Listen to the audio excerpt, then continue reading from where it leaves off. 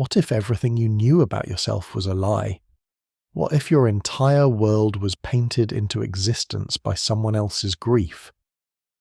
16-year-old Maelle thought she was an orphan fighting to save her city, but the truth behind her existence is far stranger and more heartbreaking than she could have ever imagined. In the city of Lumière, where every citizen lives under the shadow of an annual death sentence, one young woman stands out not for her bravery, but for her desire to escape. Maelle is only 16 years old, making her the youngest member of Expedition 33, a group of volunteers tasked with an impossible mission: reach the monolith, confront the Paintress, and end the Gommage once and for all. But unlike her companions who fight to save Lumière, Maelle has a different motivation entirely. She doesn't want to save the city, she wants to leave it behind. From the moment we meet Maelle, she's different from the typical hero. She's shy, solitary, and struggles to trust others. Her rebellious nature has made her an outcast, rejected by multiple foster families despite growing up in a society where everyone is technically an orphan.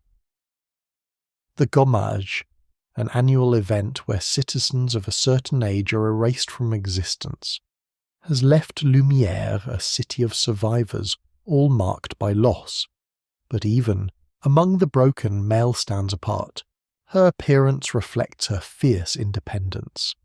With long red hair tied in a dynamic high ponytail and bright, expressive green eyes, she carries herself with the energy of someone always ready to move, to fight, to escape.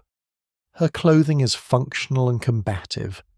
A fitted black and purple jacket adorned with elaborate gold Art Deco motifs, tight black trousers with utilitarian straps, and sturdy knee-high boots. She wields a sleek rapier with the precision of someone who has learned to rely only on herself. Everything about Maelle's aesthetic screams motion and defiance, a young woman who refuses to be rooted in a place that has never felt like home.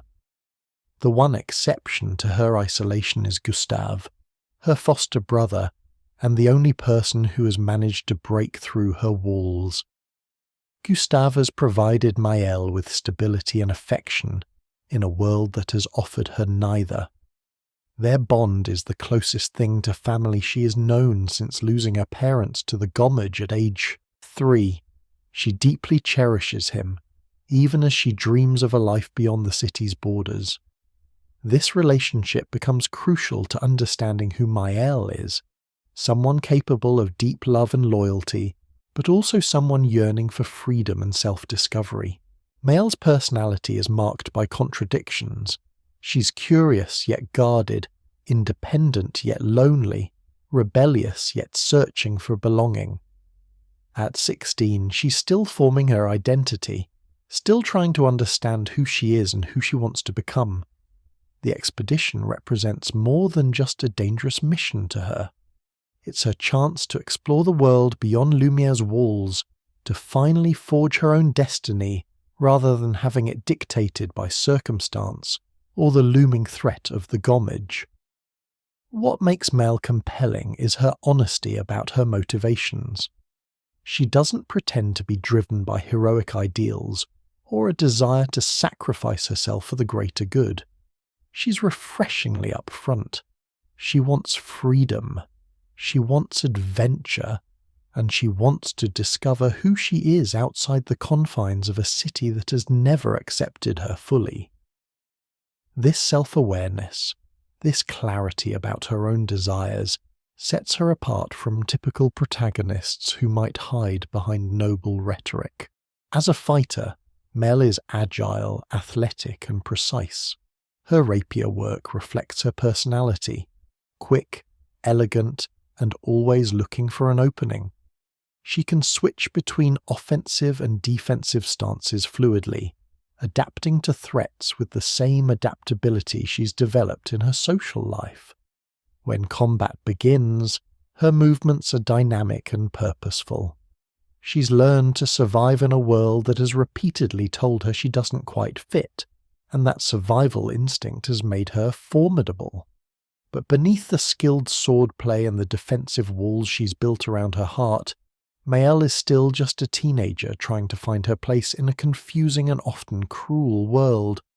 She's old enough to fight, old enough to make life or death decisions as part of Expedition 33, but young enough that she's still discovering fundamental truths about herself. This vulnerability, this youth, makes everything that follows even more tragic. Because the truth about who Maelle really is, and what her world actually represents, will shake the very foundation of her identity. Little does she know that her entire existence is built on secrets. The visions that haunt her, the dreams of a masked woman who seems to know her, the strange sense that Lumière itself is somehow wrong, these aren't just teenage anxieties or the trauma of growing up in a death-haunted city. They're clues to a reality so profound that it will redefine everything Maelle thought she understood about herself, her world, and the nature of existence itself. To understand Maelle's secret, we must first understand the world she inhabits. Lumière is a city unlike any other, not because of its architecture or culture, but because of the fundamental curse that shapes every aspect of life within its walls. Every year, the Paintress, a mysterious figure dwelling in a massive structure called the monolith, paints a number. Anyone who reaches that age in the coming year will be subject to the gommage, an erasure so complete that they simply cease to exist.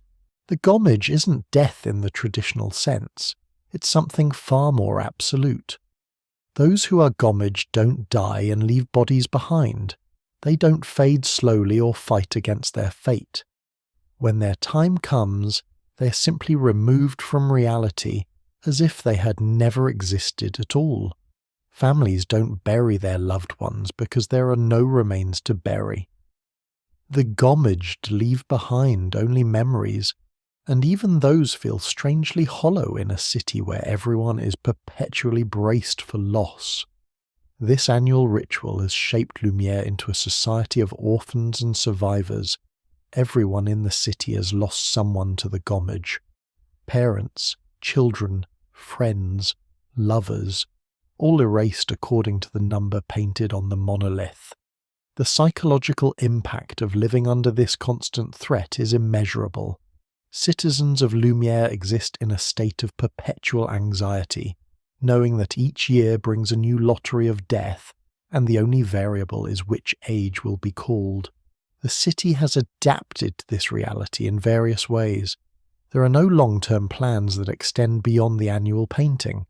Relationships are intense but guarded, with everyone knowing that attachment comes with the guarantee of eventual loss.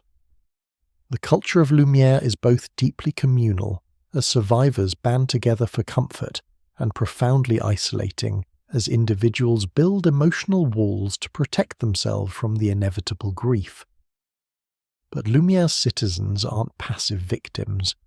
Throughout the city's history, expeditions have been mounted, groups of brave or desperate volunteers who journey across the continent to reach the monolith and confront the Paintress.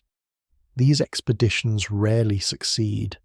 Most fail before even crossing the continent, destroyed by the dangerous creatures, environmental hazards, and mysterious forces that guard the path to the monolith. Those few who make it further often don't return, their fates unknown, swallowed by the mysteries that surround the Paintress and her lair. Expedition 33 represents the latest attempt to break this cycle. The number itself carries weight, as it corresponds to the age painted on the monolith for that year. All 33-year-olds will face the gommage, making the stakes personal for anyone of that age who joins the mission. But the expedition includes people of various ages, united not by shared mortality, but by shared desperation. They've all lost someone to the gommage, or they fear the loss that's coming, or like Maelle, they see the expedition as their only chance to escape the prison that Lumière has become. The journey to the monolith takes the expedition across a landscape that feels wrong in subtle ways. The continent beyond Lumiere is beautiful but alien, with geography that doesn't quite follow natural laws and creatures that seem more like artistic interpretations of life than actual living beings. Some regions are touched by what the inhabitants call chroma, a mysterious energy that seems to be the fundamental substance of their world. Chroma can be shaped, manipulated, and used to alter reality itself, though most citizens of Lumiere have only a dim understanding of its true nature. The monolith itself looms in the distance, visible from certain vantage points across the continent, a massive structure that seems to defy architectural logic, both ancient and timeless, solid yet somehow ethereal. It's the source of the Gommage, the home of the Paintress, and the focal point of every fear and hope in Lumiere. Citizens look to it with a mixture of dread and desperate hope, knowing it holds the power to end their suffering, but also the power to continue it for another year.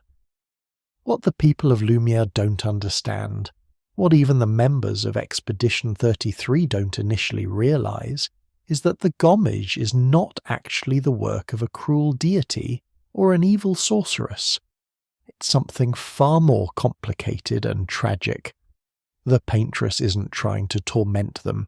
She's trying to protect them, albeit in a twisted way born from grief and delusion. And the Gommage itself is a side effect of a conflict much larger than anyone in Lumiere can comprehend. Because Lumiere isn't quite real. Or rather, it's real in a way that makes the question of reality itself complex and troubling. The city, its citizens, the continent they inhabit, all of it exists within something called the canvas. It's a world painted into existence, given life and depth and apparent autonomy by the magical abilities of the Dessendre family, a group of artists from early 20th century Paris who possess the extraordinary power to create living worlds within their paintings. This revelation recontextualizes everything about Lumiere and the Gommage. The painted number on the monolith isn't a random act of cruelty, but part of a desperate battle between two painters fighting over the fate of the canvas itself. The strange, slightly surreal quality of the continent makes sense when you understand it was literally painted into being. The chroma that flows through everything is the fundamental substance of artistic creation, the paint itself made tangible and responsive. For the citizens of Lumiere, learning this truth raises existential questions that most of them never get the chance to confront. If they're painted beings in a painted world, are they truly alive? Do their feelings matter? Do they have souls? Can something created by art be considered real in any meaningful sense? These aren't abstract philosophical questions for them. They're personal, urgent, and terrifying, because the answer determines whether their existence has value or whether they're merely artistic expressions, no more real than characters in a novel. The Gommage takes on new meaning in this context. It's not death, it's erasure in the most literal sense. Painted beings being unpainted return to the void of blank canvas. And the Paintress, who the citizens of Lumiere see as their tormentor, is actually fighting to keep them in existence, even as another force, the curator, works to erase the entire canvas and everyone in it. The citizens are caught in the middle of a family drama they don't understand, their lives hanging in the balance of a conflict between grief and practicality, between holding on and letting go.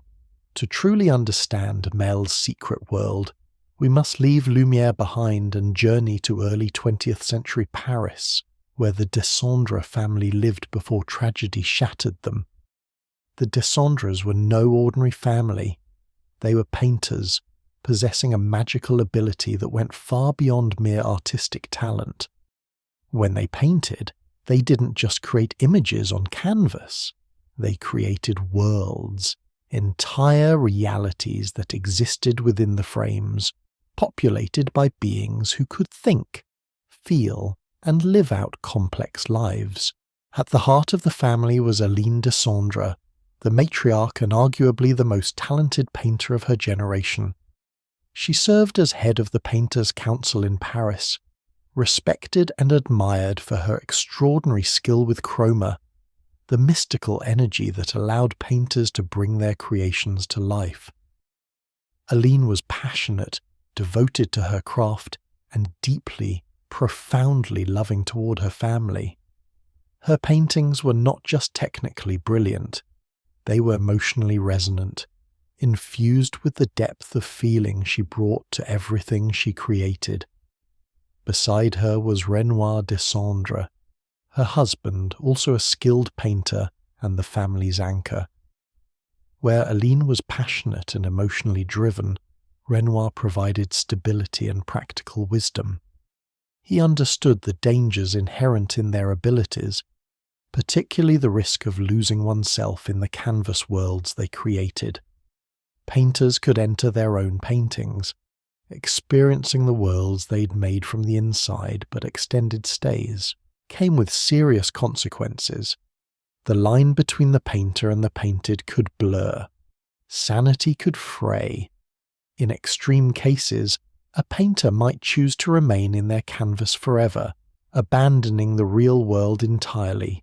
The couple had 3 children, each inheriting the family's gifts to varying degrees. Clair, the eldest, was brilliant and strategic, with a talent for creating specialized beings called nevrons that could influence and control chroma in specific ways. Verso, the middle child and only son, was different from the rest of his family. While they poured their souls into painting, Verso's passion was music. He loved the piano and guitar, preferring melodies to brushstrokes.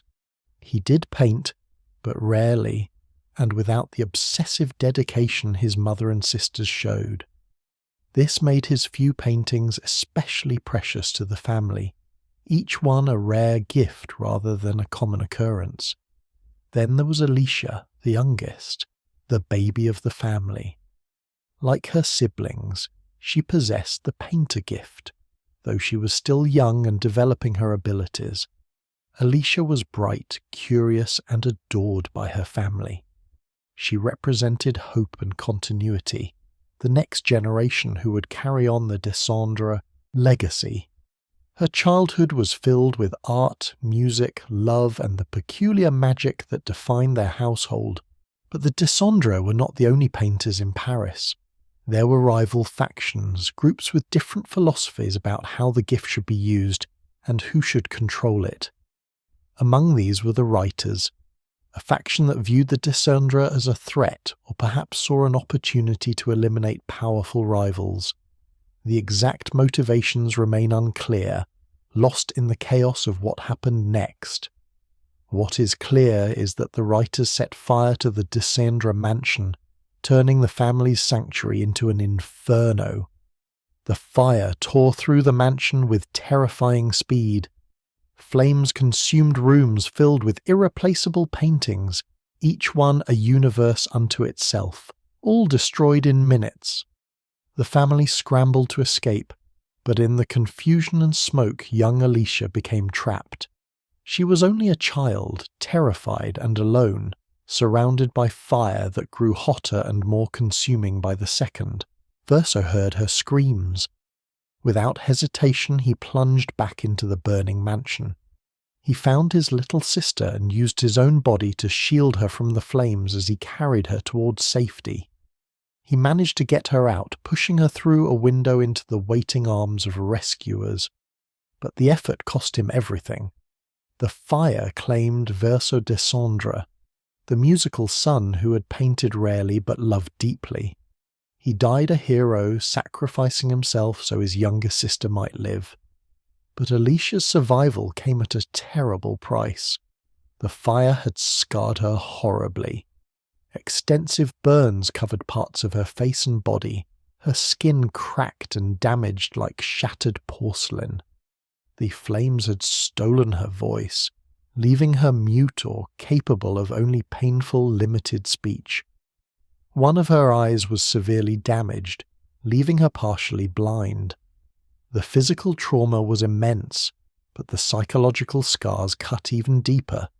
She had survived, but the vibrant, curious child she'd been was buried beneath layers of pain, disfigurement, and survivor's guilt. For the family, and especially for Aline, the grief was unbearable. A mother should never have to bury her child, and Aline couldn't process the loss. She looked at Alicia and saw not the daughter who survived, but a living reminder of the son who didn't. The rational part of Aline knew this was unfair, that Alicia was a victim too, that her youngest daughter needed comfort and love during this unimaginable trauma. But the grieving part of Aline, the part consumed by the loss of Verso, couldn't separate the fire from the survival, the death from the disfigurement. Aline began to blame Alicia, not directly or consciously at first, but the resentment grew. If Alicia hadn't been in the mansion, if she hadn't needed rescuing, if she hadn't been connected to the writers in ways that possibly motivated the attack, would Verso still be alive? These thoughts were irrational and cruel, but grief doesn't follow logic. Aline couldn't bear to look at her scarred daughter because every scar reminded her of her lost son. She couldn't face the child who lived because it forced her to confront the child who died. In her devastation, Aline made a choice that would have consequences beyond anything she could imagine. Verso had left behind one painting, a canvas world he'd created as a child. It was one of his few artistic works, making it precious beyond measure. That canvas contained a fragment of his soul, the last piece of Verso that remained in any tangible form.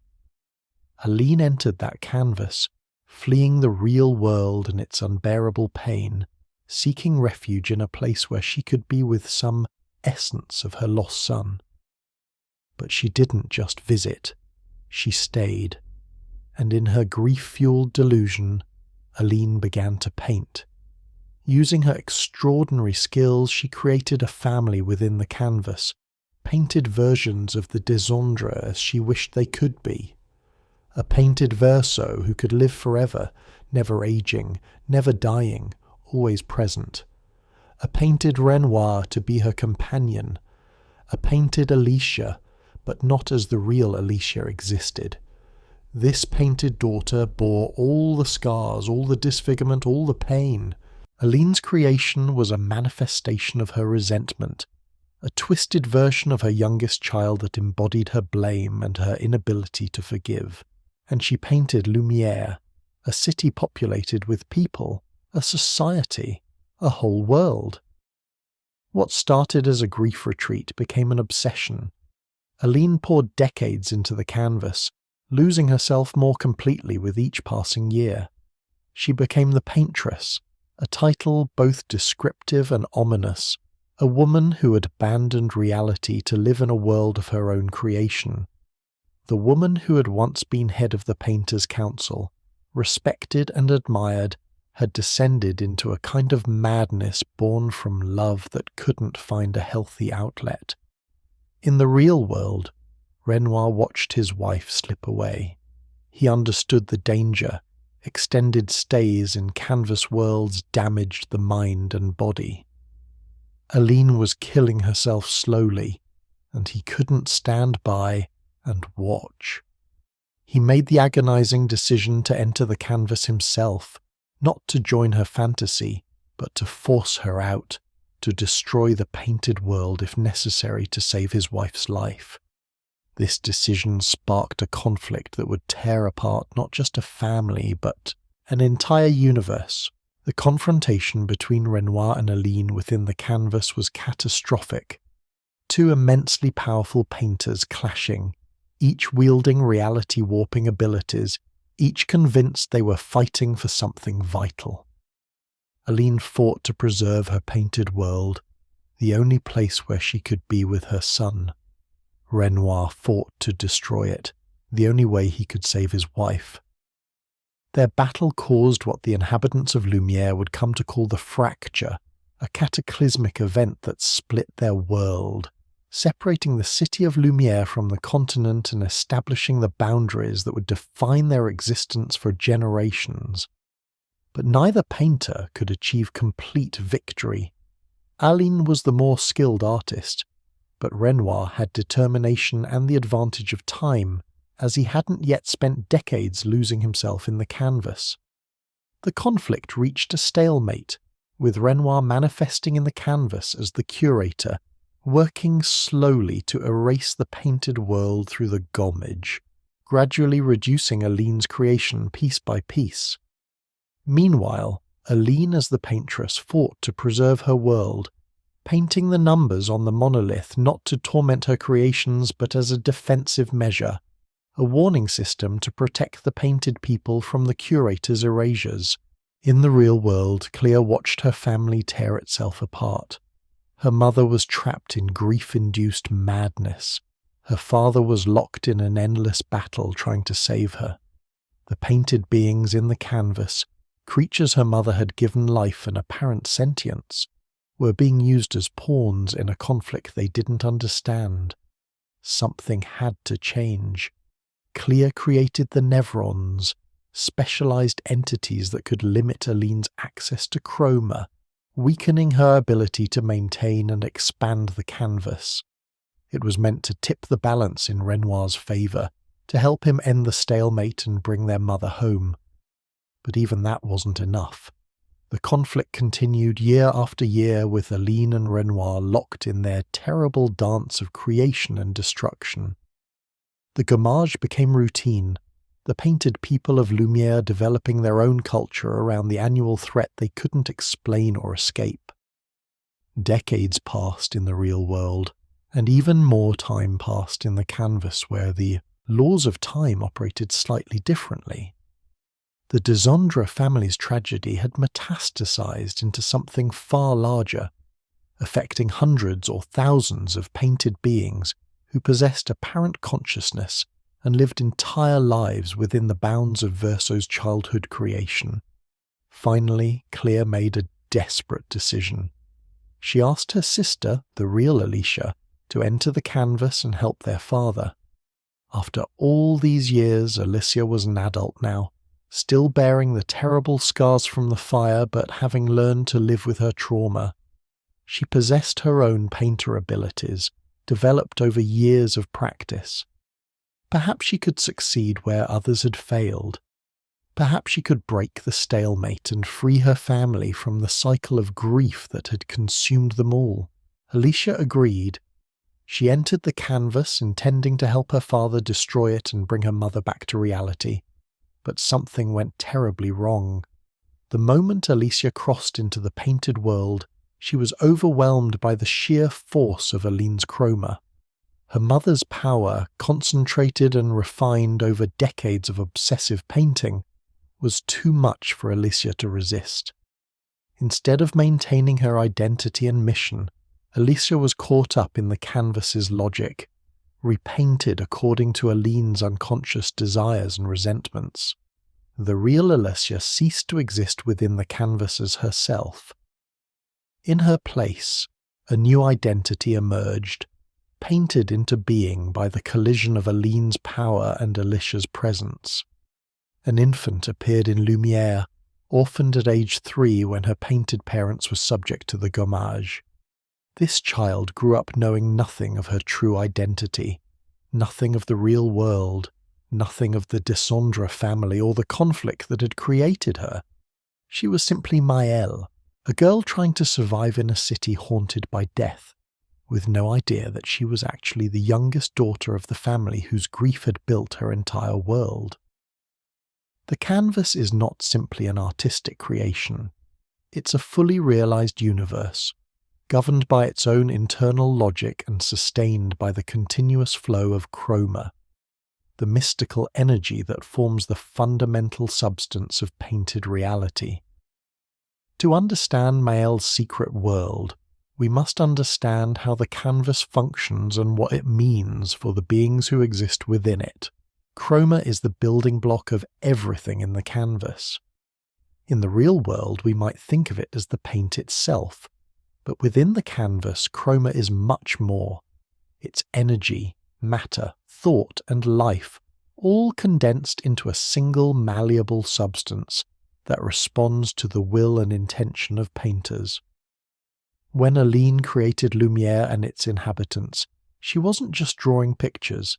She was shaping chroma into forms that could sustain themselves, think independently, and experience genuine emotions. The most sophisticated chroma constructs, like the painted people of Lumière, possess what appears to be true consciousness. They have memories, personalities, desires, fears, and the capacity for growth and change. They don't simply follow programmed behaviors. They make choices, form relationships, and surprise even themselves with their decisions. A painted person can decide to rebel against their presumed nature, can change their mind about deeply held beliefs, can fall in love in ways that weren't predetermined by their creation. This raises profound philosophical questions about the nature of consciousness and reality. If a being thinks it's alive, feels emotions that seem real to them, and possesses the apparent ability to make free choices, does it matter that they were painted into existence rather than born through biological processes? Is their consciousness less valid because it's sustained by chroma rather than neurons? Can we dismiss their suffering or joy as not real, simply because the substrate of their existence is artistic rather than organic? The painted verso grapples with these questions constantly. He knows he's a painted copy of the real verso, created from Aline's grief and memories. He knows he's essentially immortal, unable to age or die unless the canvas itself is destroyed. This knowledge tortures him.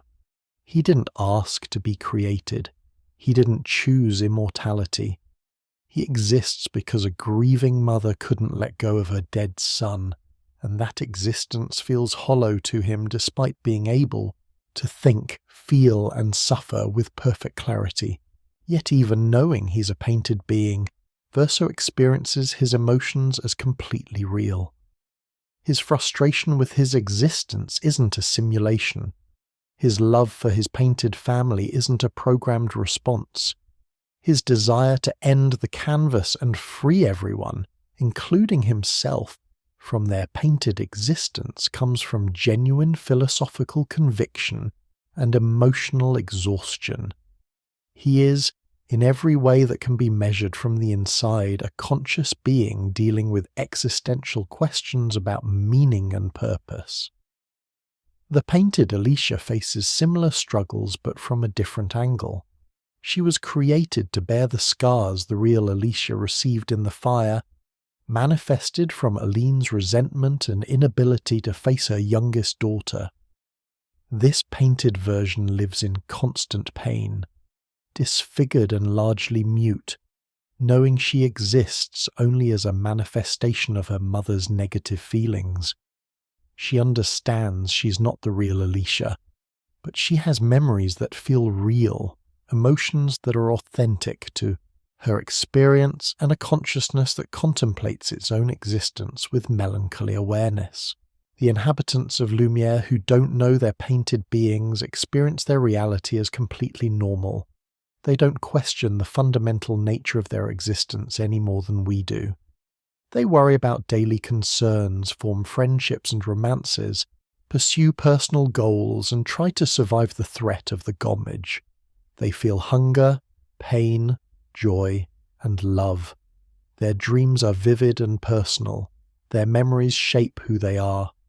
In every functional sense, they are alive and conscious, regardless of the metaphysical questions about whether painted consciousness is real consciousness.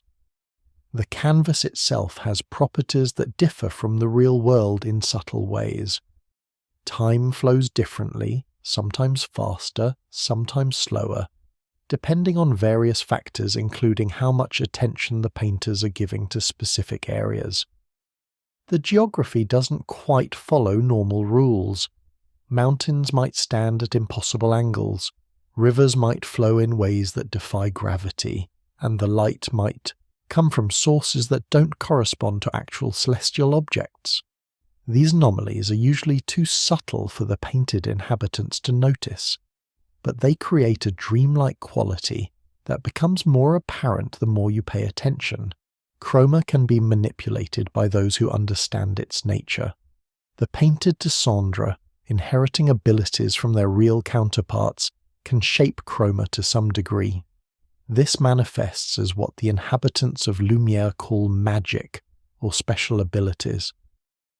Maelle, once she regains her memories and realizes she's actually Alicia, can access her painter abilities even within the canvas. She can bring people back from gommage erasure, restore parts of the painted world, and even create new chroma constructs. This power is both liberation and responsibility, as it means she has genuine agency over the fate of the canvas and everyone in it. The nevrons created by Clair add another layer of complexity. These beings exist to regulate chroma flow, limiting how much power Aline can access to maintain and expand the canvas. They're like living restrictions, conscious entities whose very existence constrains the paintress's abilities. This demonstrates how canvas entities can serve functional purposes while also possessing their own form of consciousness and existence. A nevron isn't just a tool, it's a being with its own perspective on the conflict it was created to influence. Perhaps most fascinating is how the canvas creates emergent complexity. Aline painted Lumière and its inhabitants, but she didn't micromanage every detail. Once given initial form and purpose, the chroma constructs developed on their own. Lumière's culture evolved over painted generations. Social structures emerged organically. Individual painted people pursued their own goals and developed personalities Aline never specifically designed. The city grew and changed in ways that surprised even its creator, developing its own character independent of its origin. This emerging complexity suggests that the canvas isn't just a static creation but a living system. Once sufficient complexity is introduced, the painted world begins to follow its own logic and generate genuine novelty. Children born within the canvas, or more accurately, painted into existence by the system Aline established, aren't just copies of earlier people. They're unique individuals with their own traits, and they can surprise their parents just as real children do. This capacity for genuine surprise and unpredicted development is perhaps the strongest argument for the reality of canvas existence. The relationship between the canvas and the real world creates interesting paradoxes. Time spent in the canvas affects the painter's real body. Aline's decades in the painted world have taken a physical and mental toll that manifests when she's in the real world. But painted beings don't have real-world bodies. If the canvas is destroyed, they don't die in any conventional sense. They simply cease to exist, erased like the painted images they fundamentally are. There's no afterlife for them, no transition to another state. Erasure is absolute. This makes the stakes of the conflict between Renoir and Aline profoundly high. From Renoir's perspective, he's trying to save his wife from a delusion that's destroying her, and the painted beings, while seemingly conscious, aren't real in the way that justifies allowing his wife to continue her deterioration. From Aline's perspective, she's protecting a world full of conscious beings who depend on her for their continued existence, and destroying the canvas would be mass murder regardless of the metaphysical questions about painted consciousness. For the painted beings themselves, like Lune, Ciel and Gustave, learning the truth about their nature would force them to confront impossible questions. Are their memories real if they were painted into them? Do their relationships matter if they're all chroma constructs? Is their fear of death rational if they were never truly alive in the first place? Or alternatively, if they're conscious enough to ask these questions, doesn't that prove their existence is as valid as any other form of consciousness? The canvas represents both the incredible power of art and the danger of using creation to escape grief. Aline created a masterpiece, a world so complex and detailed that it achieved a form of life.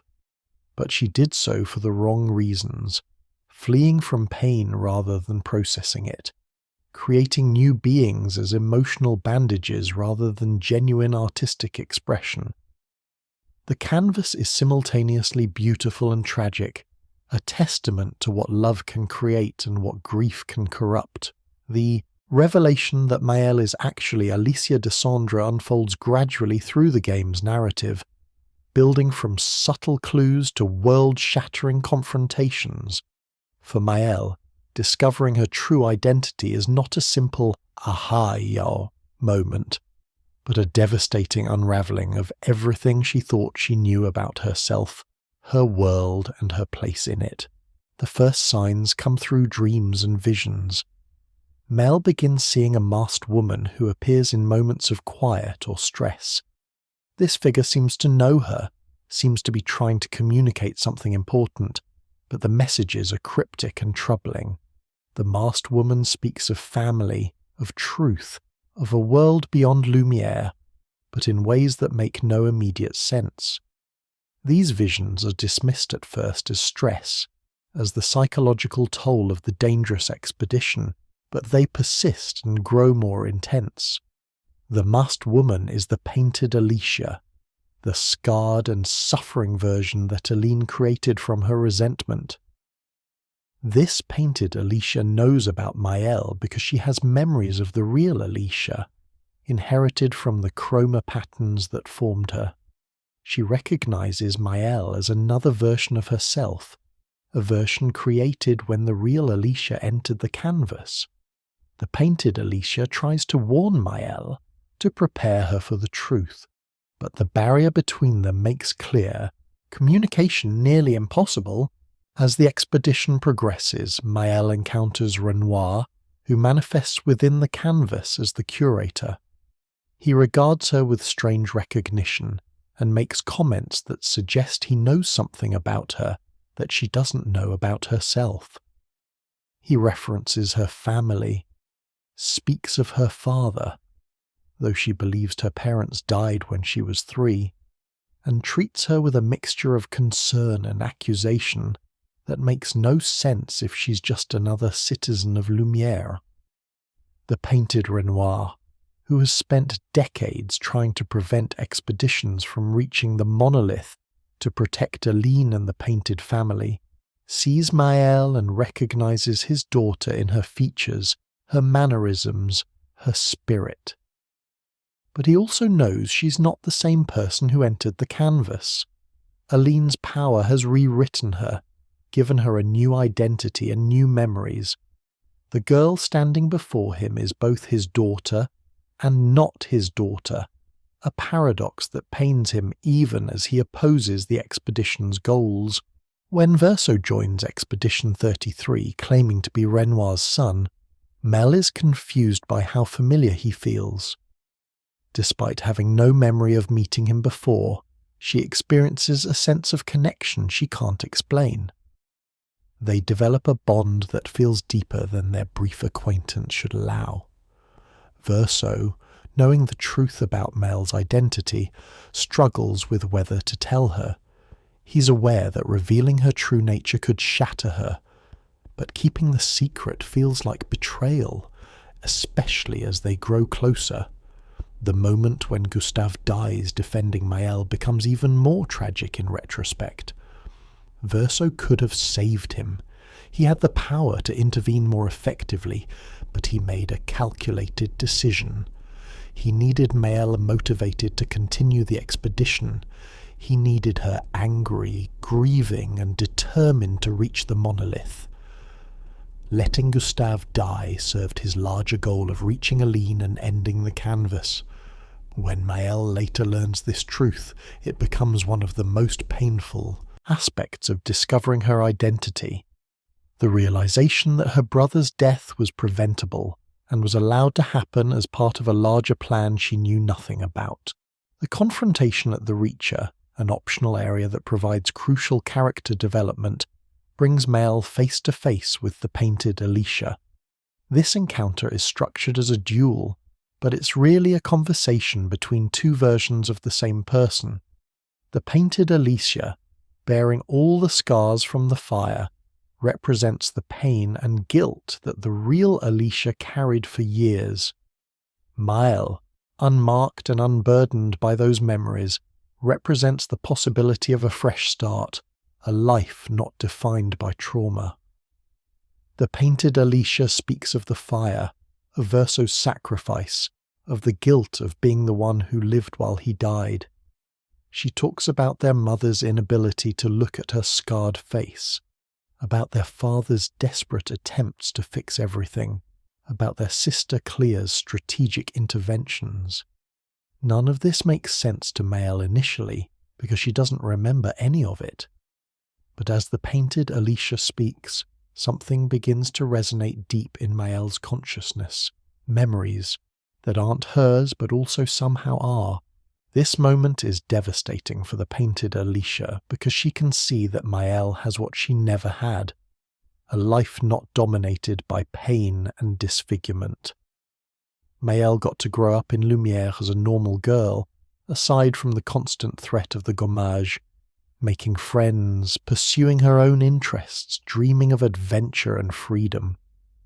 The painted Alicia existed only as a repository for Aline's negative emotions, doomed to live in pain, as a constant reminder of the fire and its consequences. She's envious of Maelle, but also tender toward her, wanting this other version of herself to have the happiness she was denied. When Maelle defeats the painted Alicia in their duel, it's not truly a victory. It's more like integration, the painted version accepting her role and releasing Maelle to continue her journey. But the painted Alicia plants seeds of knowledge, hints about the truth that will grow in Maelle's mind until they can no longer be ignored. The painted Alicia mentions family names, describes events, and speaks with a familiarity that suggests she and Maelle are connected in ways that transcend the boundaries between separate people. The full revelation comes after Expedition 33 defeats the Paintress. When every citizen of Lumière is subject to the gommage, Maelle alone remains, and in that moment of erasure and return, her true memories surface. Suddenly, she remembers two lives: her childhood as Alicia Dessendre in early 20th century Paris, and her life as Maelle in Lumière. The memories don't replace each other, they coexist, creating a strange dual consciousness where she's both people simultaneously. She remembers the fire. She remembers Verso carrying her to safety, his body burning even as he shielded her.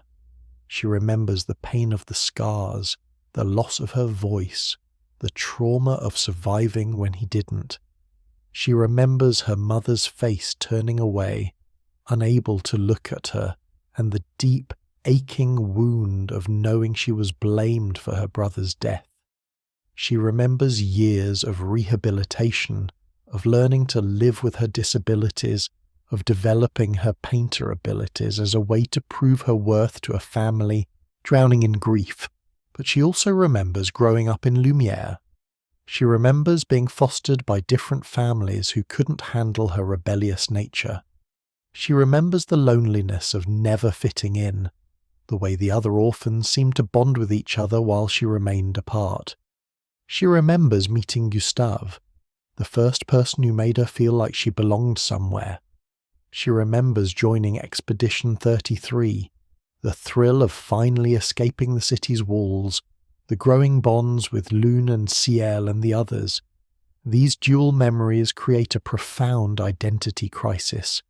Which person is she really?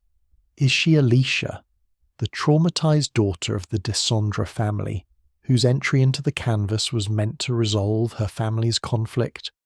Or is she Maelle, the rebellious teenager who joined Expedition 33 seeking freedom and adventure? The answer, she realizes, is both and neither. She's a new being created from the collision of Alicia's presence and Aline's chroma, with her own experiences and relationships that belong to neither of her source identities. Confronting her family in this state is extraordinarily complex. Renoir sees her and wants his daughter Alicia back, the girl he remembers from before the canvas rewrote her. But that Alicia doesn't fully exist anymore. Maelle has her memories, but also 16 years of different experiences and a completely different personality shaped by growing up in Lumiere. She's not the daughter Renoir lost, and she can never be again. But she's also undeniably connected to Alicia in ways that make simple dismissal impossible. Aline's reaction is even more complicated. The Paintress created Maelle unintentionally, as a byproduct of overwhelming Alicia with chroma when she entered the canvas. But in doing so, Aline gave her daughter a gift she never intended, a life free from the scars and trauma that had defined Alicia's existence in the real world. Maelle got to be the daughter Aline couldn't bear to look at, but without the disfigurement that triggered Aline's grief-driven rejection. It's a second chance neither of them asked for, created by accident in a painted world. The painted Verso sees Maelle and recognizes his sister, but knows she's not the same Alicia he knew in his original life before becoming a painted copy. Their relationship is paradoxical. He's a painted copy of her dead brother, and she's a repainted version of his real sister, and both of them are navigating what it means to be connected by memories and relationships that span the boundary between real and painted existence.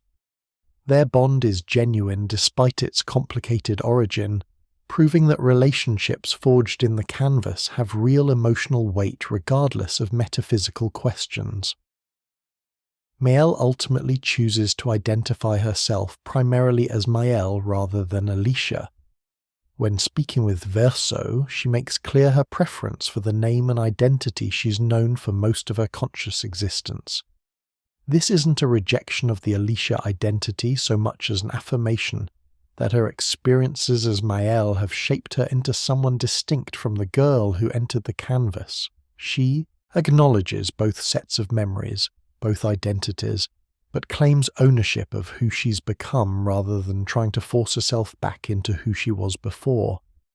This decision has profound implications for the conflict over the canvas's fate. Renoir wants to destroy the canvas to force both Aline and Alicia back into the real world, to end the family's trauma by eliminating the painted world that grew from it. But Maelle's insistence on her identity means she's not simply Alicia trapped in a fantasy. She's a being who has formed genuine attachments to the canvas world, who has friends and relationships and a life that matters to her, and who has as much right to fight for her world's preservation as Renoir has to fight for its destruction. The conflict at the heart of Maelle's secret world isn't a simple battle between good and evil. It's a clash between different forms of love, different kinds of grief, and fundamentally different answers to the question of what it means to let go. On one side stands Renoir, manifesting within the canvas as the curator, fighting to destroy the painted world to save his wife. On the other stands Aline, the paintress, fighting to preserve the world she created as a haven from unbearable loss. Between them are the painted beings, caught in a conflict they don't understand, and Verso, both painted and real, torn between loyalty to different versions of truth. Renoir's position is rooted in practical concern. He's watched Aline deteriorate over decades of living in the canvas. Extended stays in painted worlds damage the mind and body of painters. The boundaries between reality and creation blur. Sanity erodes. Aline is slowly dying from her refusal to leave the canvas And from Renoir's perspective, saving her life requires destroying the world she's built. It's a terrible choice, but he sees it as the only way to force her back to reality where she can heal. His use of the gommage as a tool demonstrates the ruthlessness this mission requires. Renoir gradually erases parts of the canvas, age group by age group, slowly eliminating Aline's creation to weaken her attachment to it. He understands that the painted beings experience this as death, that they suffer and fear the annual erasure, but from his perspective, they're not truly real. They're artistic expressions given apparent consciousness, brilliant creations, but still fundamentally paint rather than life. Allowing them to continue existing means allowing his wife to continue her fatal delusion. The painted Renoir carries all the memories of his real counterpart, but exists within the canvas as a creation of Aline's grief-driven painting. This creates a fascinating paradox. He's a copy of the man trying to destroy the canvas, but he's also become genuinely attached to the painted family Aline created. He loves the painted Verso and the painted Alicia as if they're his real children, even though he knows they're constructs. His loyalty to protecting Aline keeps him aligned with her goals, despite understanding his own nature as a painted being. For 60 years, the painted Renoir has prevented expeditions from reaching the monolith, acting as the primary obstacle between Lumiere's citizens and the Paintress. Each expedition he stops represents hundreds of painted people who believed they could end the gommage if they only reached the monolith. He's killed countless versions of his own painted creations, all in service of protecting a family that exists only in paint. This burden weighs on him, but his dedication never wavers. He's the guardian of a world he knows is fundamentally false, protecting it because the woman he loves needs it to exist. Aline's position is equally understandable but rooted in different priorities. She's aware, at some level, that her decades in the canvas are damaging her. But from her perspective, leaving means abandoning her son, the painted Verso who is the only version of her dead child she can still interact with. The canvas isn't just an escape from grief. It's the only place where Verso still exists in any form, where she can speak to him, see him smile, feel like a mother to him again. Asking her to destroy it is asking her to accept his death finally and completely. The Paintress's actions are often misunderstood by those who don't know the full context. When she paints the numbers on the monolith, the citizens of Lumiere interpret it as cruel threat, an announcement of who will die. But Aline's actual intention is protective. The numbers are warnings about who Renoir plans to erase. She's trying to give people time to prepare, to spend their final year meaningfully, to say goodbyes. It's a twisted form of mercy, born from her incomplete understanding of how the painted beings experience their existence. Her creation of the painted Dessendre family reveals both the depth of her love and the danger of her grief. She gave them immortality, thinking she was giving them a gift. They can't age, can't die from natural causes, can exist indefinitely within the canvas. But for the painted Verso, this immortality is a curse. He never asked to be created. He doesn't want to exist forever as a copy of someone who died. His protests show Aline that her attempt to resurrect her son has instead created a being who resents his own existence. Another kind of failure built on her inability to accept loss. The painted Alicia, scarred and suffering, represents Aline's inability to forgive her youngest daughter. Creating this version, deliberately burdened with all the pain and disfigurement from the fire, shows how Aline's grief has twisted into something toxic. She couldn't face the real Alicia, so she painted a version that embodied her blame and resentment. This painted daughter lives in constant agony, a physical manifestation of emotions Aline couldn't process in healthy ways. It's one of the cruelest aspects of her creation, an artistic expression of unresolved trauma inflicted on a being who can feel pain just as deeply as anyone. Clair's interventions from the real world add another dimension to the conflict. By creating the Nevrons, she limits Aline's access to chroma, weakening the Paintress and tipping the balance toward Renoir's gradual erasure strategy. Clair believes she's helping end a stalemate that's destroying her family, but she's also contributing to the erosion of an entire world. The Nevrons don't just limit Aline's power, they make it harder for her to maintain the canvas's stability, creating the conditions that allow the gommage to function more effectively as a tool of destruction. When Clair sends the real Alicia into the canvas, she's making a calculated move to end the conflict quickly. Alicia possesses her own painter abilities and understands the family dynamics. Clair believes that with Alicia's help, Renoir can finally destroy the canvas and force Aline to return to reality. But the plan backfires when Aline's overwhelming chroma reprograms Alicia into Maelle, creating a new complication rather than resolving the existing ones. The painted verso occupies perhaps the most tragic position in this conflict. He's self-aware enough to know he's a copy, created from grief rather than genuine artistic expression. He understands that the real verso is dead, and that he can never truly be that person.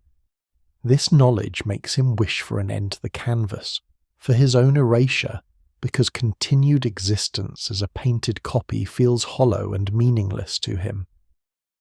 Yet he also loves the painted family Aline created.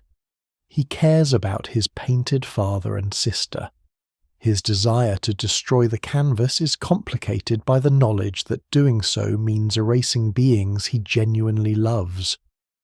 His work with the expeditions represents his attempt to find purpose in existence he didn't choose. If he can help end the canvas, if he can free Aline from her delusion and allow Renoir to save her, then maybe his existence will have meant something. Maybe being a painted copy can still have value if it contributes to healing the real family's pain. But this mission requires him to manipulate painted beings who don't know they're painted, to use their suffering as leverage, to allow tragedies like Gustave's death because they serve his larger goals. When Maelle regains her memories and reveals herself as Alicia, the painted verso faces an impossible situation. His sister has returned, but as a being who's become attached to the canvas, who has her own life and relationships within this painted world, she's not an ally in his mission to destroy the canvas. She's potentially an opponent who wants to preserve it. Their relationship becomes a microcosm of the larger conflict. Love between family members pulling them in opposite directions, each convinced they're fighting for something essential. The fracture itself stands as a testament to how destructive this conflict has become. The battle between Renoir and Aline literally tore their created world apart, separating Lumière from the continent and establishing the geographic barriers that define the painted existence. Every generation born in Lumière after the fracture has lived with its consequences. The difficulty of travel, the isolation of the city, the sense that their world is somehow broken at a fundamental level. They don't know they're experiencing the aftermath of the marital conflict, but they live with its effects every day. The conflict raises profound questions about whose needs should take priority. Should Aline's mental health and survival as a real person outweigh the continued existence of thousands of painted beings? Are the painted people's lives less valuable because they were created artificially? Does Aline's grief give her the right to maintain a world of apparently conscious beings as emotional support, even if doing so destroys her in the process? Does Renoir's love for his wife justify erasing an entire universe? These questions don't have easy answers, which is what makes the conflict so compelling and painful. Both sides are fighting from positions of love and desperation. Renoir loves Aline enough to do terrible things to save her. Aline loves Verso enough to maintain a painted copy rather than accept his death. The painted beings love their lives enough to fight for their continued existence. Maelle loves both her families, real and painted, and can't choose between them without devastating one side. Everyone is acting from understandable motivations, yet those motivations inevitably bring them into conflict. The stalemate that lasts for decades shows how evenly matched these forces are. Aline's superior skill as a painter balances Renoir's determination and Clair's strategic interventions. The result is a slow-grinding conflict with no clear victor, just gradual erosion on both sides and mounting casualties among beings who never asked to be born into this battlefield. The gommage continues year after year, neither fully succeeding in erasing the canvas nor completely failing, just creating an endless cycle of fear, loss, and temporary reprieve. Maelle's path to discovering the truth about her world and her identity is not a straight line but a gradual accumulation of strange encounters, unsettling dreams and revelations that each chip away at the reality she thought she understood. The journey becomes both external as she travels across the continent with Expedition 33 and internal as she's forced to confront increasingly undeniable evidence that everything she believes about herself is fundamentally wrong. The visions begin subtly. At first, they're easy to dismiss as stress or exhaustion. A flicker in her peripheral vision, a sense of being watched, moments where reality seems to shimmer slightly. Maelle attributes these to the dangers of the expedition, to the fear that constantly accompanies their journey toward the monolith. But the visions persist and intensify. She starts seeing the masked woman more clearly, a figure with white hair and burned skin who appears in her dreams and sometimes in waking moments, watching her with an expression that mingles sadness and recognition. The masked woman never speaks clearly at first, just whispers phrases that make no sense. Remember who you are. The truth lies in paint. Your family waits. These cryptic messages frustrate Maelle because they seem to reference things she knows nothing about. She has no family beyond Gustave. Her parents died when she was 3. Yet the masked woman speaks with certainty about family, about connections. Maelle doesn't consciously remember. As the expedition progresses and encounters Renoir, Maelle begins noticing how strangely he reacts to her specifically. While he fights against the entire expedition, his attention fixates on Maelle in ways that suggest personal recognition. He calls her daughter, speaks to her about disappointment and duty, references things that would only make sense if they shared a history together. The other expedition members notice this too, wondering why Renoir seems to know Maelle when she's never been outside Lumiere before. The painted Renoir is caught in a painful position during these encounters. He sees his daughter in Maelle's face, her gestures, her fierce independence. But he knows she doesn't remember him, doesn't recognize their relationship because Aline's chroma has rewritten her identity.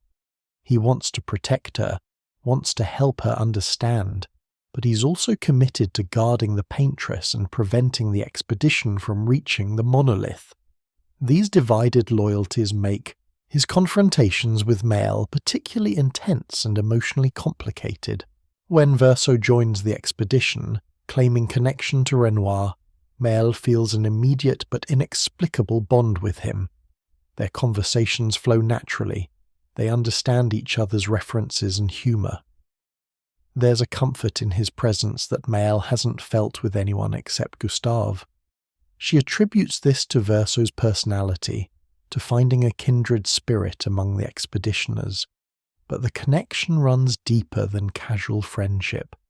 It's the recognition between siblings, carried forward through painted copies and reprogrammed identities, manifesting as familiarity neither can fully explain. Verso knows the truth about Maelle's identity from the moment he sees her. The painted Verso has been informed by the real-world Clair about what happened when Alicia entered the canvas. He knows that this 16-year-old girl with no memory of her true family is actually his sister, transformed by Aline's overwhelming chroma into a new being. This knowledge creates profound tension for him. Does he tell her? Does he risk shattering her entire sense of self to give her the truth? Or does he protect her from knowledge that might destroy her, even as he uses her involvement in the expedition for his own goals? The death of Gustave becomes a crucial turning point in Maelle's journey. Renoir kills him while defending Maelle, and the trauma of losing the person closest to her strips away some of her emotional defenses. In her grief, she becomes more vulnerable to the visions, more open to possibilities she would have dismissed before. The masked woman appears again, speaking more clearly now, offering comfort and warning. Maelle begins to suspect that these visions aren't random trauma responses, but genuine attempts at communication from someone who knows her, knows about her loss, knows things Maelle herself doesn't remember. Verso's intervention to save the rest of the expedition, arriving at precisely the right moment to help them escape after Gustave's death, reinforces the sense that there are forces at work beyond what Maelle understands. How did Verso know where they were? Why does he seem to have access and knowledge that should be impossible? These questions linger, creating doubt about the nature of their world and the relationships within it. The journey to the Reacher represents a deliberate choice by Maelle to seek answers. By this point, she knows something is profoundly wrong with her understanding of reality. The visions have become too specific, too consistent, too connected to things she couldn't have imagined on her own. When the opportunity arises to visit the Reacher, an optional area linked to her relationship with Verso, she chooses to go even though it's dangerous, and diverges from the main path to the monolith. The Reacher is structured as a trial, both physical and psychological. As Maelle climbs through it, she encounters scenes and memories that feel simultaneously foreign and intimately personal. She sees moments from a life she doesn't remember living, a mansion in flames, a young boy carrying a screaming child through fire, a woman whose face is scarred beyond recognition, a family torn apart by tragedy. These visions are more than nightmares. They're memories, pushing through whatever barrier separates Maelle from Alicia's consciousness. At the top of the Reacher, Maelle finally confronts the masked woman directly. The painted Alicia removes her mask, revealing the full extent of the scars that cover her face. Maelle sees herself in those features, distorted by trauma but unmistakably related.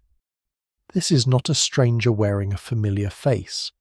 This is another version of her, a version that experienced terrible suffering and carries the weight of memories Maelle doesn't possess but somehow recognizes. The painted Alicia explains as much as Maelle can process, that they are both Alicia Dessendre, that one is painted from grief and the other from transformation, that their existence is connected to a larger conflict between their parents over the nature and fate of the canvas itself. She speaks of the fire, of Verso's sacrifice, of how Aline's inability to process grief created this entire world. Each revelation lands like a blow to Maelle's sense of identity, shaking the foundations of everything she believed about herself. The duel between Maelle and the painted Alicia is more symbolic than violent. It represents Maelle's struggle to integrate knowledge that contradicts her entire self-concept. Does she accept these revelations? Does she reject them as elaborate delusions? The painted Alicia doesn't want to destroy Maelle. She wants to liberate her, to give her the truth even though it's painful, to help her sister, herself, break free from the limitations of incomplete knowledge. When Maelle defeats the painted Alicia, what she gains isn't victory but understanding. The painted version accepts her fate with something like relief, knowing that she passed the burden of truth to someone who can act on it. She asks Maelle to live the life she never could, to experience freedom and joy that were denied to the scarred painted daughter, created from Aline's resentment. It's both farewell and blessing, one version of Alicia releasing another to a fuller existence. After the Reacher, Maelle can't unknow what she's learned, but she also can't fully integrate it until the moment when the Gamage claims all of Lumière, that moment of erasure and restoration when she alone survives while everyone else is removed from existence, creates the space for her dual memories to fully surface. The Alicia identity doesn't replace Maelle. Instead, both sets of memories exist simultaneously, creating a consciousness that spans both identities and both lives. The integration is disorienting and overwhelming. Maelle experiences moments where she can't remember which name is really hers, which life came first, whether her mother is a loving creator or a distant figure who couldn't bear to look at her scarred face. The memories overlap and contradict in ways that should be impossible. But gradually she finds a way to hold both truths. She is Alicia Dessendre, youngest daughter of a magical family from early 20th century Paris, and she is Maelle, rebellious, teenage orphan from Lumière. Both identities shaped her, both contain truth, both deserve recognition and respect. Perhaps the most profound philosophical question, raised by Maelle's secret world, concerns the nature of consciousness and existence itself. The painted people of Lumière, beings created from chroma through Aline's artistic magic, possess all the apparent markers of consciousness. They think, feel, dream, love, fear, and suffer. They form complex relationships, make choices that surprise even themselves, and develop personalities that extend far beyond their initial creation.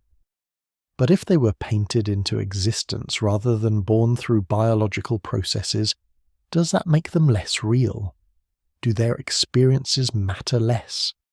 Is erasing the canvas equivalent to genocide, or is it merely destroying an elaborate work of art? Consider Lune, one of Maelle's closest companions in Expedition 33. She's brilliant, curious, strategic, and deeply loyal to her friends. Her personality is complex and multifaceted. She has fears that she tries to hide, hopes for the future, a sense of humour that emerges in unexpected moments, and emotional depth that allows her to connect meaningfully with others. When she learns about loss, she grieves genuinely. When she achieves success, she experiences authentic joy. In every measurable way, Lune is a conscious being with rich inner life. But Lune was painted into existence by Aline, given form and initial personality through chroma manipulation. She didn't have parents in the biological sense. She was created as a fully formed person, with implanted memories of a childhood she never actually experienced. The question is, does this origin story make her consciousness less valid? If she feels pain when injured, and that pain is genuinely unpleasant to her subjective experience, does it matter that her nervous system is made of chroma rather than neurons? Is biological origin a requirement for consciousness to be real, or is the subjective experience itself what matters?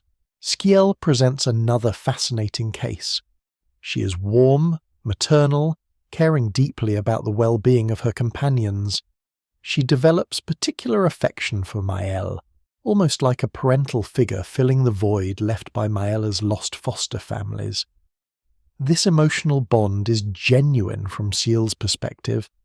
She worries about Maelle, celebrates her victories, and would sacrifice herself to protect her.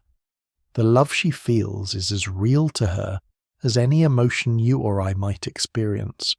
Yet Maelle was painted into existence, her capacity for maternal love designed and implemented through artistic magic. The citizens of Lumière more broadly present a whole society of apparently conscious beings. They have established culture, social structures, conflicts, and cooperation. They pursue personal goals unrelated to their initial creation. A painted baker doesn't just bake because Aline painted them as a baker. They develop preferences about recipes, they take pride in their work, they might even decide to change professions if something else calls to them. This capacity for growth and change beyond initial programming suggests genuine agency, not just sophisticated mimicry of consciousness.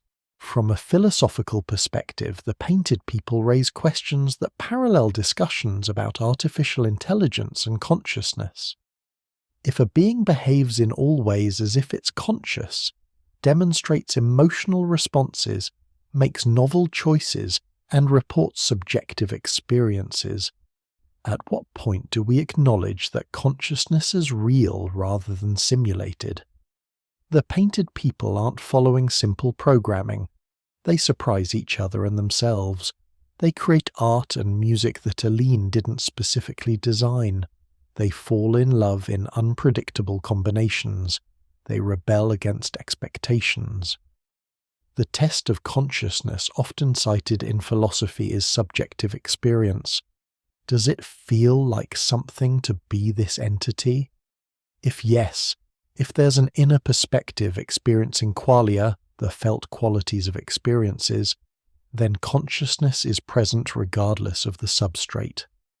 A painted person who experiences the color red as vivid and beautiful is having a genuine experience, even if their visual processing is made of chroma rather than retinal cells and visual cortex.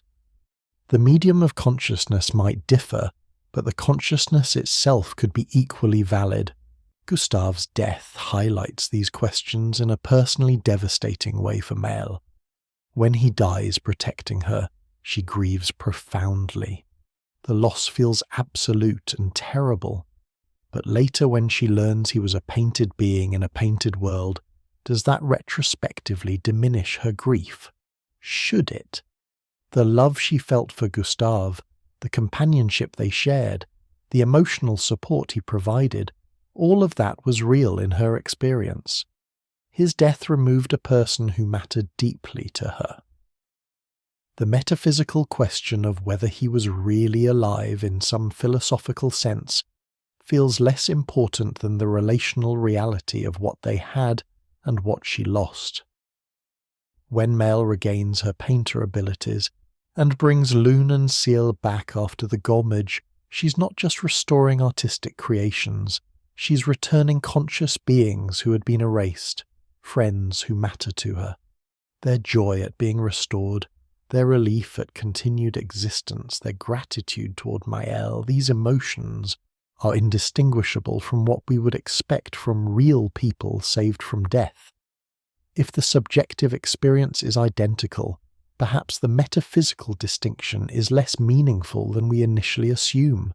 The painted versus existential crisis over his own nature demonstrates that the painted beings themselves grapple with these questions.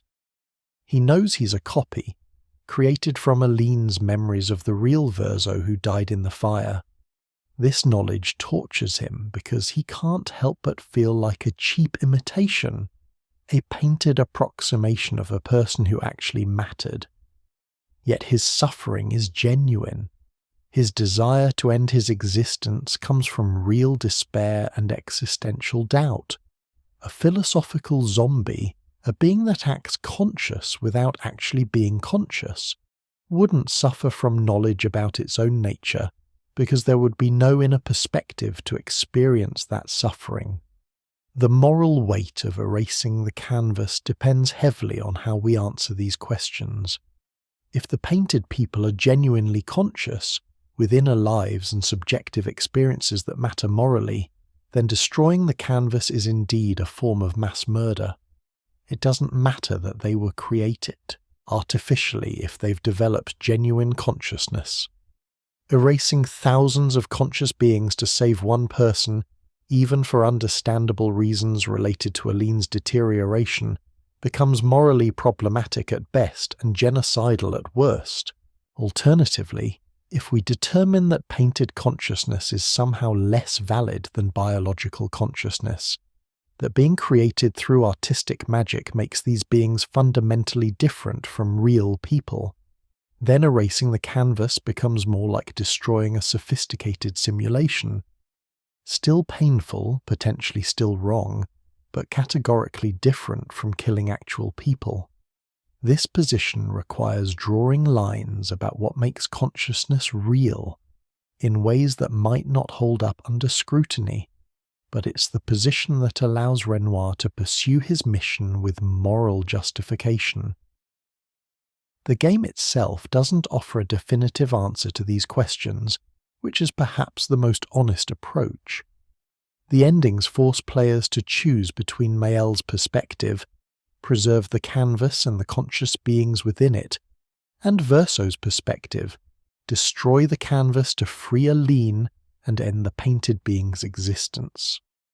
Each choice carries profound moral weight, and neither is presented as objectively correct.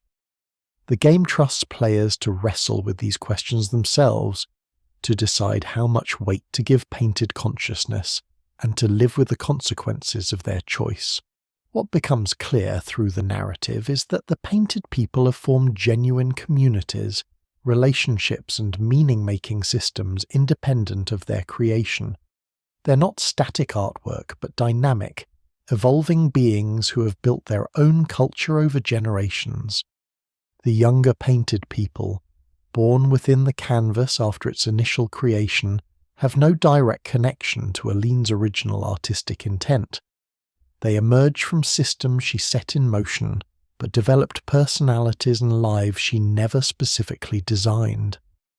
This emergent complexity suggests that whatever status they had initially, they've evolved into something more sophisticated than mere artistic creations. The question of painted consciousness ultimately reflects back on questions about our own consciousness. How do we know our own experiences are real? What makes biological consciousness more valid than painted consciousness if both produce identical subjective experiences? Is the substrate of consciousness, neurons versus chroma, what matters, or is it the pattern of information processing and the emergence of inner perspective? These questions don't have easy answers, which is precisely what makes the conflict over the canvas's fate so compelling and troubling. For Maelle, the answer is clear not through philosophy but through relationship. The painted people are her friends, her community, beings she loves, and who love her in return. Whether they're really conscious in some philosophical sense matters less to her than the reality that erasing them would cause them to cease existing, would end relationships that have profound meaning, would destroy a world that has become her home. Her choice to preserve the canvas isn't based on proving painted consciousness is equivalent to biological consciousness. It's based on valuing the beings she knows and caring about their continued existence regardless of metaphysical quibbles. After Expedition 33 defeats the Paintress and Maelle regains her memories as Alicia, the conflict reaches its climax. Aline, weakened by her defeat, returns to the real world with Renoir. The canvas is no longer actively maintained by the Paintress's continuous effort. This should mean it begins to dissolve, erasing everyone and everything within it. But Maelle has inherited painter abilities from her true identity as Alicia. She has the power to maintain the canvas herself, to preserve the painted world and everyone in it. However, Verso opposes this plan, believing that allowing the canvas to continue is perpetuating the cycle of grief that has destroyed the Dessendre family.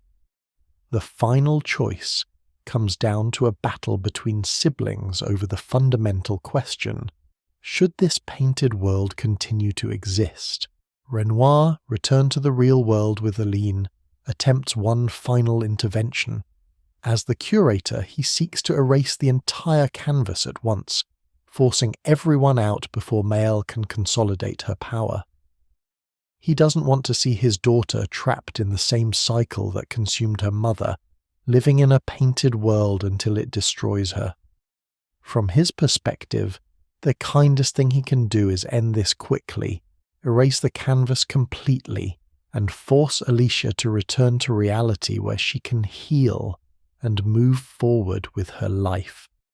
Maelle resurrects the expeditioners who were gommaged, bringing back Lune, Ciel, and others. This demonstrates her painter abilities and her commitment to preserving the canvas. She's not just maintaining a world, she's actively choosing to sustain the lives within it, to exercise her artistic power in service of preservation rather than creation for its own sake. These restored expeditioners become her allies in the battle for the canvas's fate, painted beings, fighting for their right to continued existence.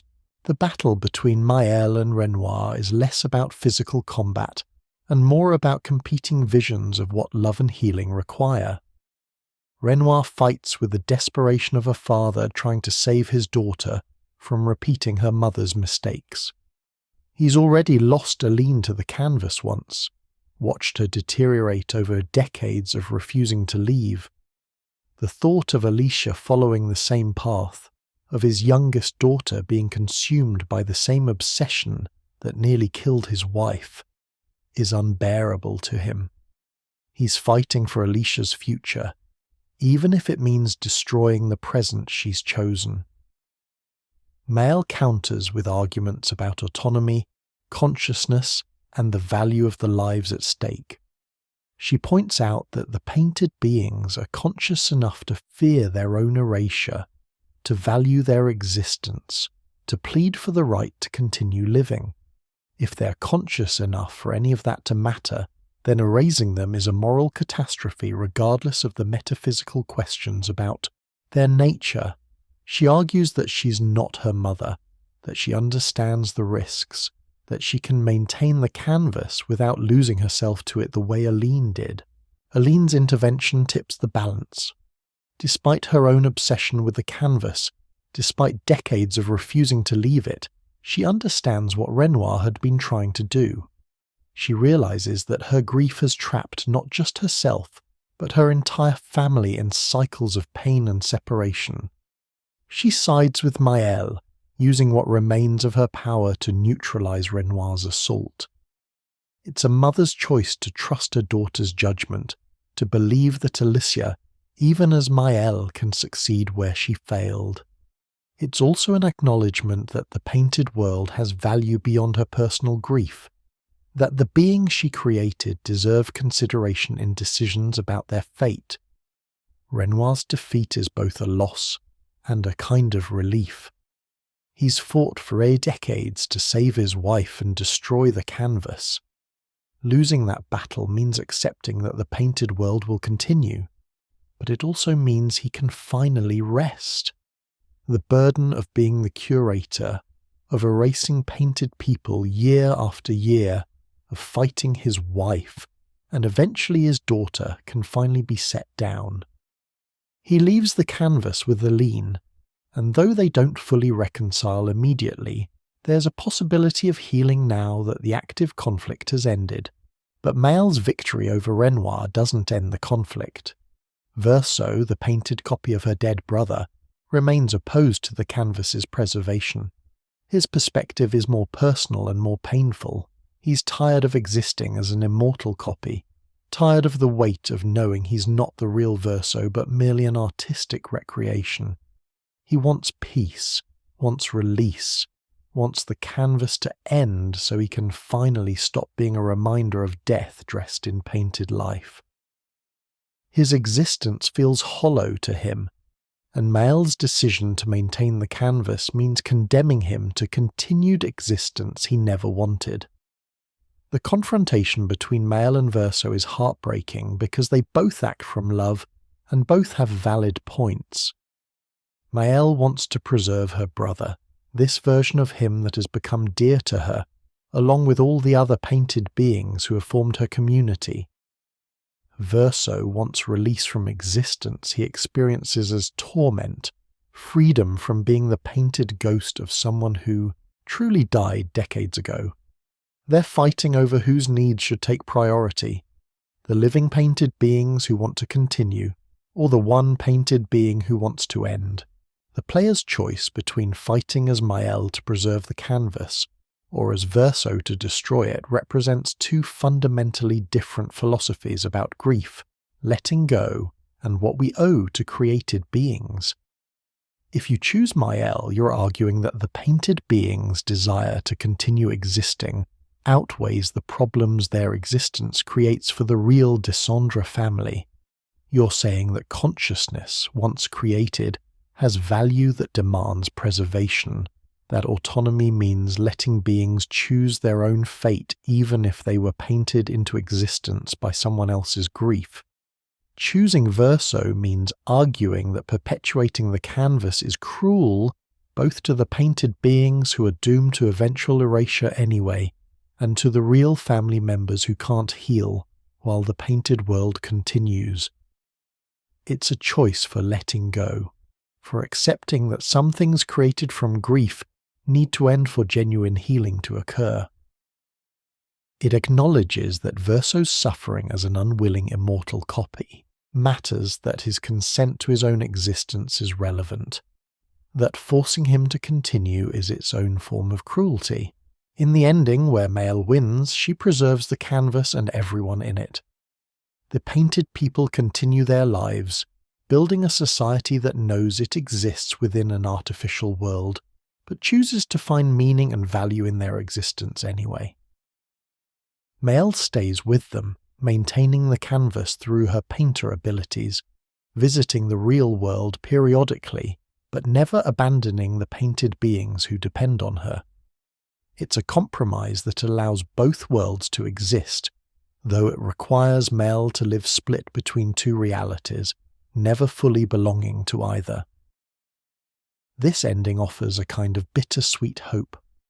The painted people get to live, to continue their relationships and pursue their goals. Maelle finds a way to honour both her identities, being Alicia when she visits the real world and Maelle within the canvas. She negotiates an agreement with her family where she can maintain the canvas without being consumed by it the way Aline was, taking breaks, staying connected to reality, refusing to lose herself entirely. It's not perfect, but it's a sustainable balance that respects both the painted being's consciousness and the real family's concerns. But this ending also has costs. Verso is bound to continued existence he didn't want, forced to be immortal because Maelle values his continued presence. The question of what happens when Maelle eventually dies remains unanswered. Will the canvas survive without an active painter maintaining it? Will future generations of painted beings face erasure when there's no one left who can sustain them? The victory is temporary, sustainable for Maelle's lifetime, but not necessarily beyond. It's a choice to preserve something precious while acknowledging it can't last forever. In the ending where Verso wins, he destroys the canvas completely.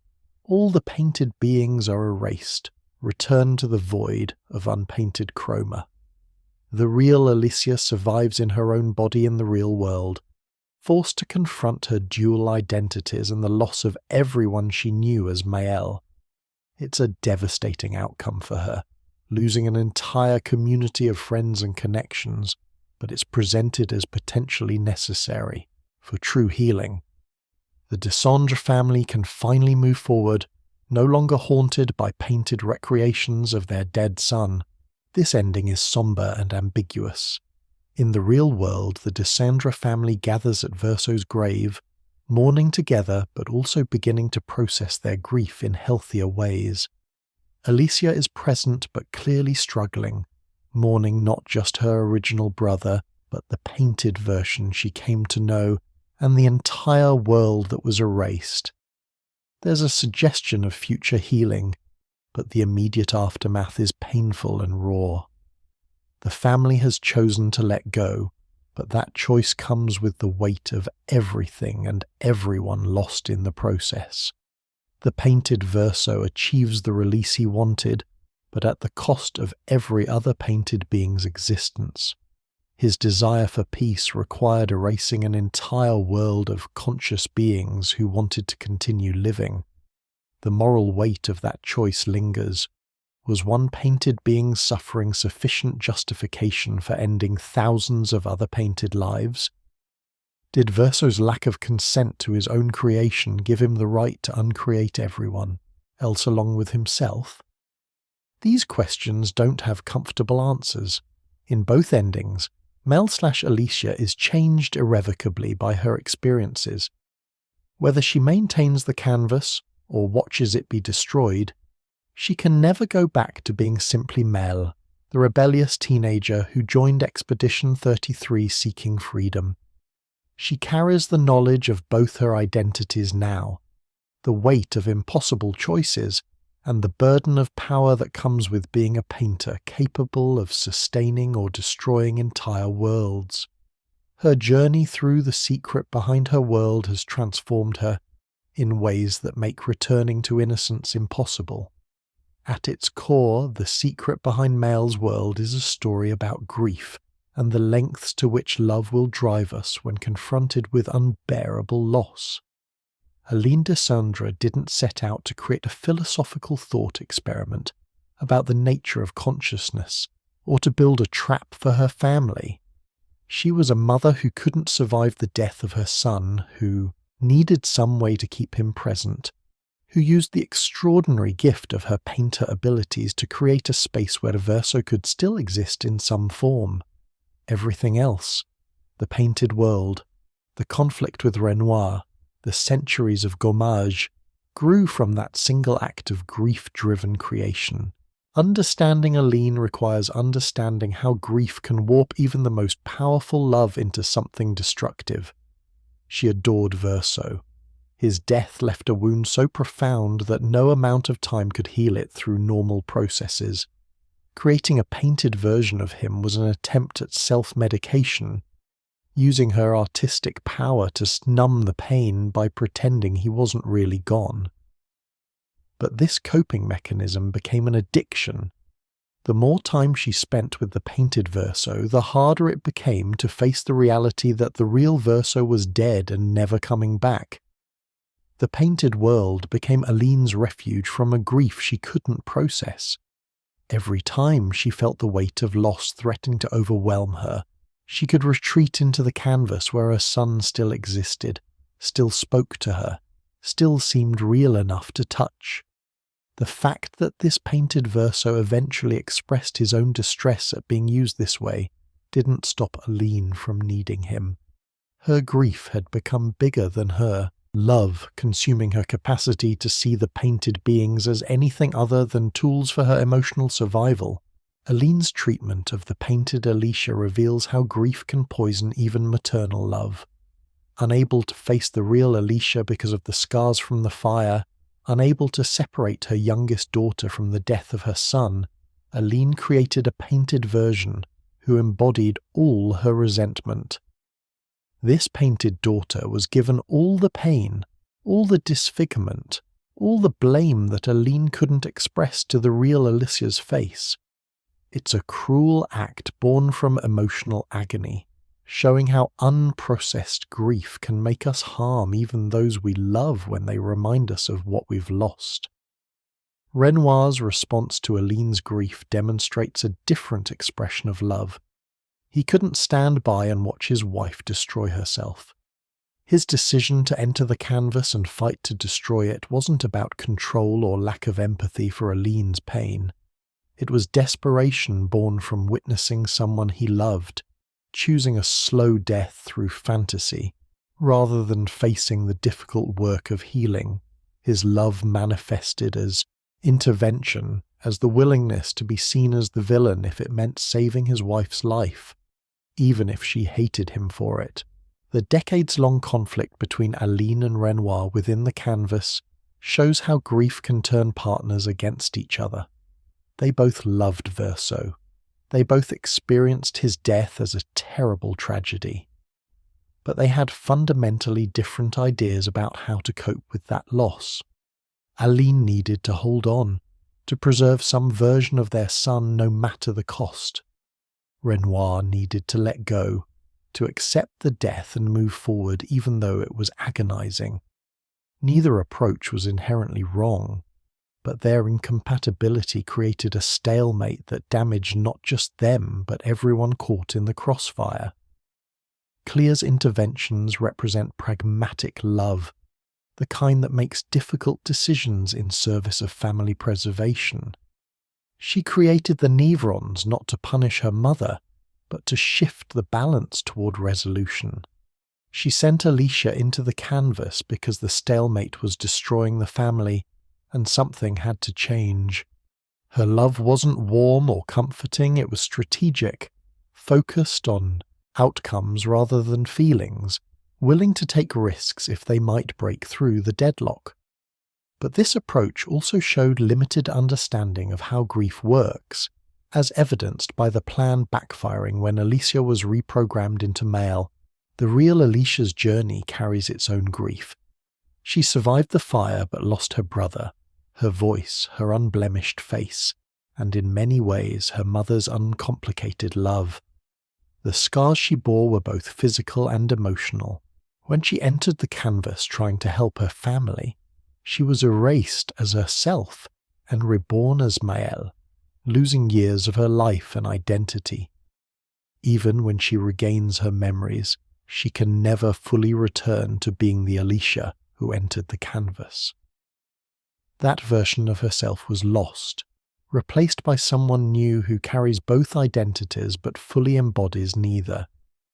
Gustave's love for Maelle, and hers for him, represents the possibility of healing through new relationships formed despite loss. Neither knew their connection existed within a painted world, but the love they shared was no less real for that ignorance. Gustave gave Maelle something her original family couldn't: unconditional acceptance without the weight of complicated grief attached. He loved her for who she was, not as a reminder of who was lost or what trauma occurred. His death becomes another layer of grief Maelle must carry, a wound inflicted within the painted world that feels as painful as any loss in the real one. The painted Verso's desire to end the canvas stems from a different kind of grief, mourning for a life he never had while being forced to exist as an immortal copy. He grieves for the real Verso who died, feeling like he's dishonoring that death by continuing to exist as a painted substitute. He grieves for himself, for the autonomy he was never given, for the existence he didn't choose but can't escape without the canvas being destroyed. His grief is existential, tied not to loss of another, but to the nature of his own being. Maelle's dual nature forces her to grieve in two directions simultaneously. As Maelle, she mourns the loss of Gustave, the seeming betrayal when she learns Verso could have saved him, the end of her innocence about the nature of her world. As Alicia, she carries the grief of the fire, of Verso's death, of becoming someone else entirely when she entered the canvas, of all the years lost to reprogrammed identity. She must somehow hold both sets of grief, both losses, without allowing either to consume her the way grief consumed her mother. The choice between preserving and destroying the canvas ultimately comes down to different philosophies about grief and letting go. Preserving the canvas means accepting that some forms of grief can't be resolved by elimination, that sometimes holding on is valid, even when others insist you should let go. It means valuing the new life and relationships that grew from tragedy, even if they originated in unhealthy responses to loss. It acknowledges that what began as a grief response has evolved into something more complex that deserves continued existence. Destroying the canvas represents the philosophy that genuine healing requires releasing what we've lost, that holding on prevents moving forward no matter how painful letting go might be. It suggests that sometimes the most loving act is to force closure, to end cycles that perpetuate pain even when those cycles have created valuable things along the way. It's the hard choice that prioritizes long-term healing over short-term comfort, accepting terrible losses now to prevent worse damage later. Neither choice fully resolves grief. Aline will always mourn Verso regardless of whether the canvas exists. Alicia will always carry the scars from the fire, whether she's known as Maelle or reclaims her original identity. Renoir will always wish he could have saved his family from this suffering. The grief remains. What changes is how they choose to live with it, whether they allow it to create new prisons or whether they accept loss and build something different. The story suggests that the healthiest grief is that which is felt, acknowledged, and gradually integrated rather than either suppressed or indulged to the point of self-destruction. Aline's mistake wasn't loving Verso or grieving his death. It was fleeing from that grief into a fantasy that prevented her from processing it. Renoir's approach of forcing destruction as a shortcut to healing also has limitations, as it doesn't address the underlying grief but simply removes the coping mechanism Aline developed, potentially making the pain even more acute. Maelle/Alicia's eventual approach in the ending, where she maintains the canvas while staying connected to both worlds, represents a middle path. She acknowledges the grief that created the canvas, honours the beings who emerged from it, but refuses to be consumed by it the way Aline was. She creates boundaries, maintains connections to reality, and uses her power in service of preservation rather than escape. It's not perfect, but it's a sustainable way of living with impossible circumstances, holding grief without letting it become her entire identity. The secret behind Maelle's world is layered like a painted canvas itself, each revelation adding depth and complexity to what seemed at first like a simple story of a teenager fighting to save her city. What begins as an adventure narrative transforms into a profound exploration of identity, consciousness, grief, and the nature of reality itself. Maelle discovers that everything she thought she knew about herself was incomplete, that her entire world exists within a painting, that her identity is the result of one woman's overwhelming grief colliding with another woman's attempt to help her family. But these revelations don't diminish Maelle's experiences or relationships. The friendship she formed, the love she felt for Gustave, the courage she demonstrated, the growth she achieved, all of it remains valid regardless of the metaphysical questions about the canvas's nature. Her journey of self-discovery is both unique to her circumstances and universally relatable. We all eventually learn that our understanding of ourselves and our world is incomplete, that truths we took for granted might be more complicated than they appeared, that identity is always more fluid and constructed than we like to admit. At the heart of Maelle's secret world lies the devastating power of love and grief intertwined. Aline loved Verso so much that his death broke something fundamental in her, drove her to create an entire universe just to keep some version of him present. That love, beautiful in its intensity, became destructive in its expression.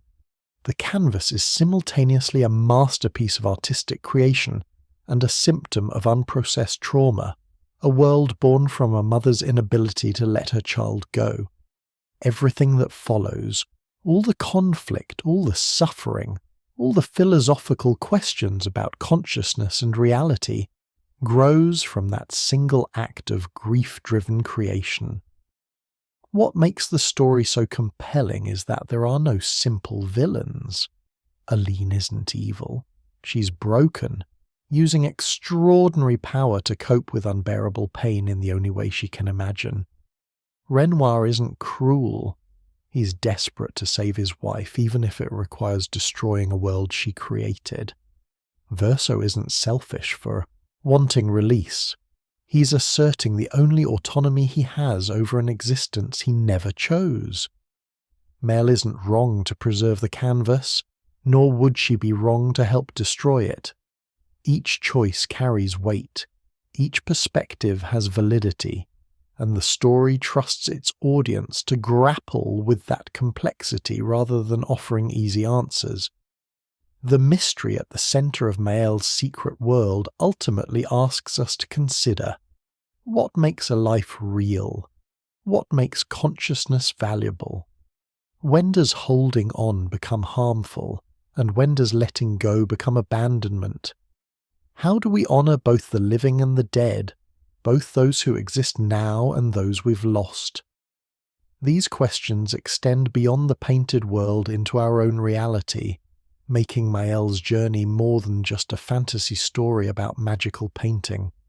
It becomes a meditation on existence itself, on how we create meaning in the face of loss, and on what we owe to both ourselves and those whose lives touch ours, whether they were born or painted, into being.